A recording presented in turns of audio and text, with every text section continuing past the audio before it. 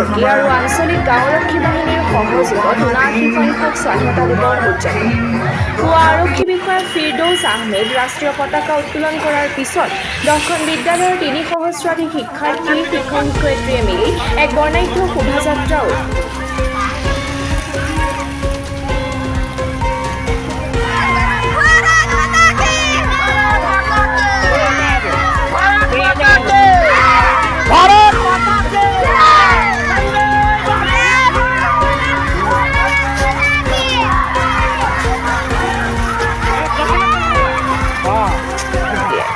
মুকলি সভাত আৰক্ষী বিষয়া ফিৰদৌছ আহমেদক জ্ঞান মালিনী পুথিভঁৰালৰ স্বত্বাধিকাৰ ঘনকান্ত বৰাই বিষয়াগৰাকীক ৰত্নজ্যোতি সন্মান প্ৰদান কৰে।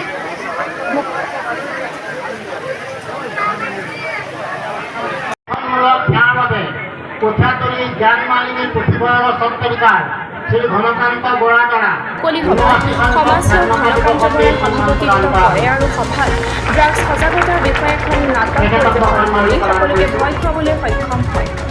সভাৰ মুখ্য আকৰ্ষণ আছিল মুখ্যমন্ত্ৰী খ্যাত হিমাংশু বৰ্মনে মুখ্যমন্ত্ৰীৰ চমু ভাষণ প্ৰদান কৰি হাঁহিৰ খোৰাক যোগায়। অসম সাহিত্য জগতৰ এখন উল্লেখনীয় গ্ৰন্থ, এই গ্ৰন্থখন তেওঁক মই প্ৰদান কৰিব বিচাৰিছোঁ। য'ত আছে সাহিত্য, ভাষা বা অন্যান্য সংস্কৃতি দেশত যিমানখিনি আছে তেখেতক মই প্ৰদান কৰি পাই মই আনন্দিত হৈছোঁ। আৰু লগতে এইটো মই আগতীয়াকৈ তেখেতক লগ নাপাওঁতে পাই পেলাই মই এইটো চিন্তা কৰিছিলোঁ যে সেইদিনাখন এই অনুষ্ঠানটো তেখেতক মই যদি এটা সন্মান দিব পাৰোঁ। আৰু আজিলৈকে মই কিন্তু কোনো আৰক্ষী বিষয়াক তেনেকৈ সন্মান জনাব পোৱা নাই। বহুতকো সন্মান জনাইছোঁ, কিন্তু আৰক্ষী বিষয়া হিচাপে মই এইবাৰ প্ৰথম সন্মান জনাইছোঁ। আৰু এইটো আপোনালোকে প্ৰমাণ পাইছে।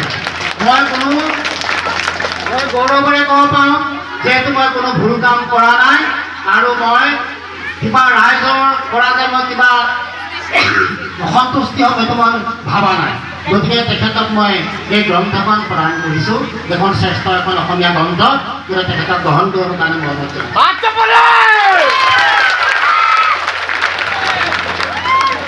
ৰাঙলু ৰাইজ যথেষ্ট সৌভাগ্যৱান, যিহেতু আজি সমগ্ৰ অসমত এনেকুৱা এটা অনুষ্ঠান হোৱা নাই। এইটো ৰাঙলুত হৈছে আৰু সেইটো মই তাত শোভাযাত্ৰাটো দেখি গম পাইছোঁ। আৰু ইয়াত যিবিলাক বিদ্যালয় আছে, বিদ্যালয়বিলাকে যিমান সহযোগ আগবঢ়াইছে কোনো ঠাইত কিন্তু এনেকুৱা সহযোগ আৰক্ষী বিষয়াক সহযোগ নকৰিব। তাৰ কাৰণে তেখেতৰ গুণ আছে কাৰণে এইখিনি হৈছে। গতিকে এতিয়া আমি পৰৱৰ্তী নিউজ ডেস্ক BSN24।